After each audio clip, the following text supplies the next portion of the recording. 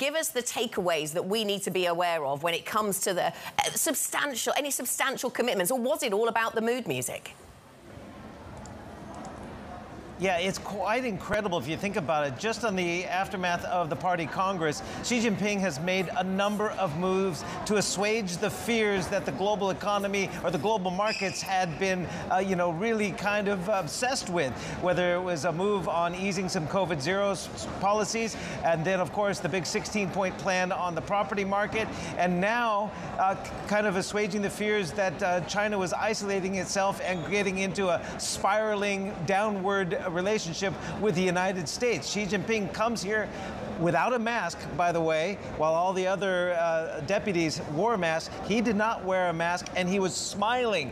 The optics mean a lot here because it projects confidence and also a willingness to work with Joe Biden. Biden, for his sake, was smiling as well.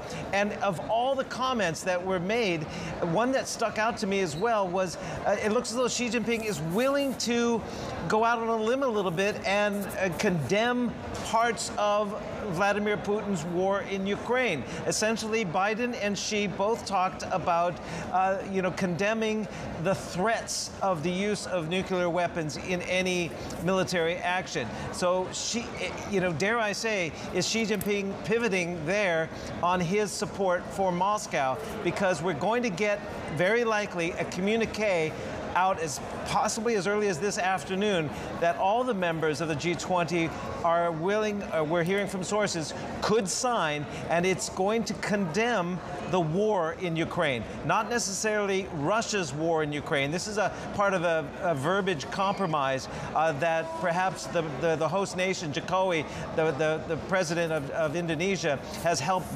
barter and negotiate behind the scenes. We're still waiting for that communique, but at the backdrop of all these discussions has been the war in Ukraine and the disruptions that it has caused to markets, to social stability, to inflation, and the like. And by the way, let me just add one last thing, Anna, because Sergei Lavrov is the foreign minister, obviously, of Russia. He's here in Vladimir Putin's stead.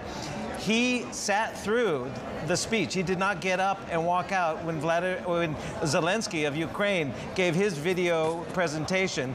And at the same time, when Sergei Lavrov got up to speak here at the G20, none of the other member leaders got up and walked out in protest, as was feared. So there's a little bit of harmony, definitely more projected harmony between Xi and Biden today.